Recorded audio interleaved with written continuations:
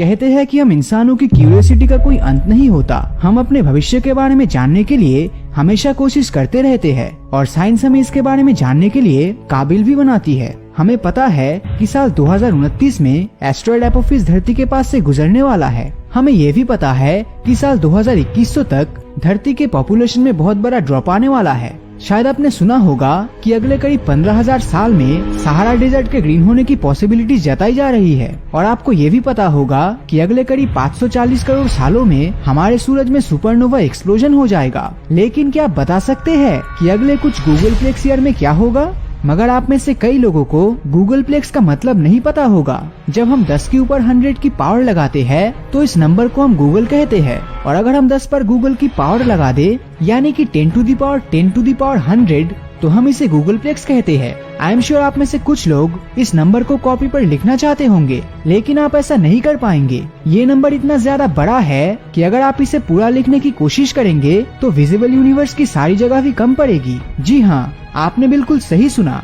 इस नंबर को प्रिंट करने के लिए 10 टू दी पावर 94 बुक्स की जरूरत होगी। अगर हम एक बुक का एवरेज वेट सिर्फ 100 ग्राम्स भी मान लेते हैं तो 10 टू दी पावर 94 बुक्स का मास कम से कम मिल्की वे और एंड्रोमेडा गैलेक्सी के टोटल मास के बराबर होगा। आई थिंक इन सभी चीजों को सुनने के बाद आपको ये समझ तो आ ही गया होगा कि गूगलप्लेक्स ईयर एक बहुत ही ज्यादा लंबा टाइम है। आज हमारी धरती की एज करीब 450 करोड़ साल है और साइंटिस्ट मानते हैं कि अगले 300 करोड़ साल बाद हमारा सूरज एक ग्रेट सुपर जायंट स्टार में बदलने लगेगा। ऐसे में मर्क्यूरी और वीनस को तो ये पूरी तरह खत्म ही कर देगा। फॉर्चुनेटली धरती इस डिस्ट्रक्शन से बच जाएगी, लेकिन अनफॉर्चुनेटली हम इंसान सूरज की हीट को नहीं सह पाएंगे। अगर हमें जिंदा बचना है तो हमें तब तक या तो अपने लिए दूसरा ग्रह ढूंढना होगा या फिर धरती को ही कहीं और ले जाना होगा।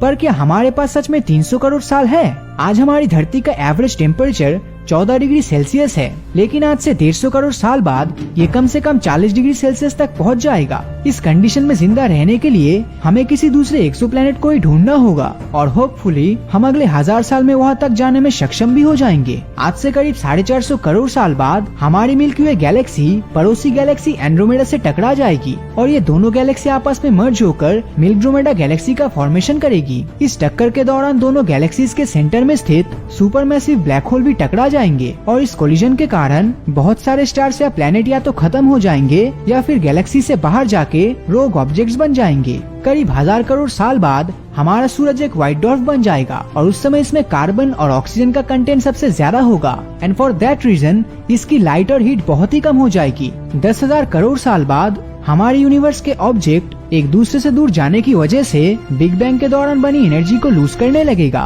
और इसकी डेंसिटी काफी कम हो जाएगी। ऐसे में यूनिवर्स के सारे stars white, yellow and brown dwarf stars में बदलते जाएंगे और इसी के साथ वो और ठंडा होते जाएंगे। उस समय हमें यूनिवर्स में हर जगह न्यूट्रॉन स्टार्स और ब्लैक होल्स ही देखने मिलेगा। करीब 15,000 करोड़ साल बाद यूनिवर्स के ऑब्जेक्ट्स हमसे इतनी दूर जा चुके होंगे कि हम उन्हें टेलीस्कोप की मदद से भी मुश्किल से देख सकेंगे और मिल्की वे के ऑब्जेक्ट्स ही हमारे लिए यूनिवर्स बन के रह जाएगा। कुछ 1 या 2 लाख करोड़ साल बाद यूनिवर्स में हाइड्रोजन और हीलियम का कंटेंट खत्म होने की कगार पर आ जाएगा और स्टार्स की चमक हमारे घर के बल्ब की तरह बचेगी। साइंटिस्ट का मानना है कि आज से 10 टू दी पावर 14 साल के बाद यूनिवर्स में कोई भी स्टार नहीं चमकेगा। 10 टू दी पावर 15 सालों के बाद प्लैनेट्स और स्टार्स के बीच का ग्रेविटेशनल फोर्स खत्म हो जाएगा और प्लैनेट्स अपनी ऑर्बिट से निकलकर यूनिवर्स में फ्रीली मूव करने लगेंगे और करीब 10 टू दी पावर 20 साल के बाद ये सारे ऑब्जेक्ट धीरे धीरे ब्लैक होल्स के अंदर समाने लगेगा। लेकिन उसके पहले थोड़ा रुक जाइए क्योंकि भविष्य का सिलसिला अभी खत्म नहीं हुआ है, क्योंकि साइंटिस्ट मानते हैं कि प्रोटॉन यानी कि पॉजिटिव पार्टिकल का minimum decay period 10 to the power 32 years होता है और इस समय के बाद हमारे यूनिवर्स के बचे हुए स्टार्स और प्लैनेट्स भी खत्म हो जाएंगे और हर तरफ सिर्फ ब्लैक होल ही बचेंगे। लेकिन ये ब्लैक होल्स आखिर कब तक सरवाइव कर पाएंगे? 10 टू दी पावर 100 सालों के बाद ये ब्लैक होल्स भी हॉकिंग रेडिएशन का शिकार होकर इवेपोरेट हो जाएंगे और यूनिवर्स में लगभग कुछ भी नहीं बचेगा। बचेगा तो सिर्फ फोटॉन्स, न्यूट्रिनोस, इलेक्ट्रॉन्स और पॉजिट्रॉन्स जो चारों तरफ ऐसे ही घूमते रहेंगे। कुछ साइंटिस्ट कहते हैं कि अगर उस समय तक यूनिवर्स में कुछ प्रोटॉन्स प्रेजेंट हुए तो आज से 10 टू दी पावर 1500 सालों बाद यूनिवर्स में हर जगह आयरन स्टार्स का फॉर्मेशन होगा।